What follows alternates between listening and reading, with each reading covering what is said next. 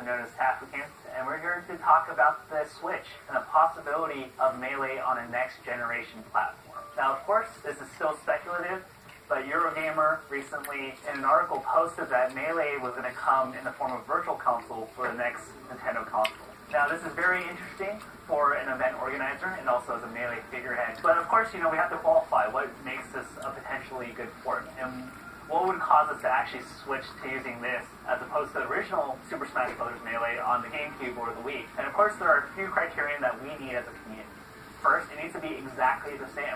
So if there's any kind of additional input lag or frame issues that come up, then this is actually a deal breaker. So if there's any of those kind of issues that come up with the translating of this to the next generation of the Switch, then it's a no-go. And of course, we've had issues come up with other games that have been ported over. For example, for Smash 64, when it got moved to the Virtual Console, there were issues with the frames and the lag that people don't use it for tournaments today.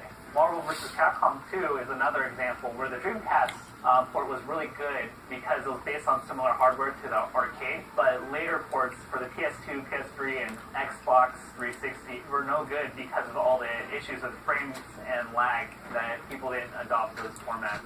So that's the first thing that's required. Furthermore, we also have to have some sort of GameCube controller adapter to it. For the Wii U and Smash 4, they were able to add this USB connection to connect GameCube controllers. And for the Switch, we need that as well, because people aren't going to completely abandon the GameCube controller to switch to another format. So those are the two base requirements. So for fighting game tournament organizers, the larger tournaments that incorporate Street Fighter and the newer generation of fighting games, it will be a lot easier for them to include Melee because now we use the same TVs. Now, a lot of people are saying, well, can't you just Craigslist one CRT? And yes, it's easy to find one or two CRTs, but imagine if you're a tournament organizer and all of a sudden you have to find 50 TVs. Good luck Craigslisting for all of those and finding TVs that also meet a certain set of requirements that are, fit for tournament play. It can't be too small, it can't be too large because it would be too heavy. So there are a lot of restrictions.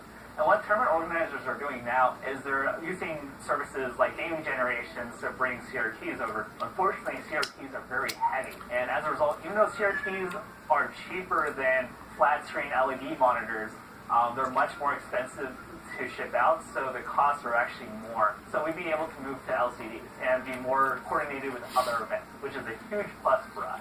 Now, there's a big question that comes up, and that's whether we use PAL or NTSC. NTSC is primarily used for North American events and also for events in Japan, but PAL is used in Europe, and the big question comes up of, if this is getting ported to the Virtual Console, which version of the game are we going to get? And personally, I don't think this is a deal breaker, because if this ends up being a really good port where there's no frame issues that I mentioned before, whether it's PAL or whether it's NTSC, it doesn't matter in my book. Now, another big plus is that Nintendo support has been kind of, for lack of better words, not been there.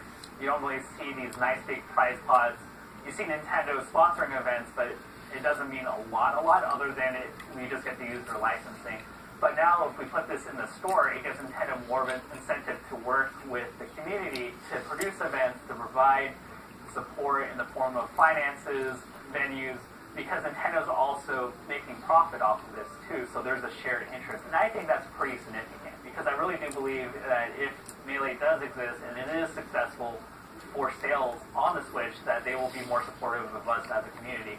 And not only that, it's really hard to find Melee. The accessibility is really bad. So having direct access for the consumer that's not hyper-competitive is ultimately really good for us. Because right now, if you really want to play Melee, you have to find a Wii or a GameCube, you have to find a disc, and you have to find a TV. So those are all big barriers. Now,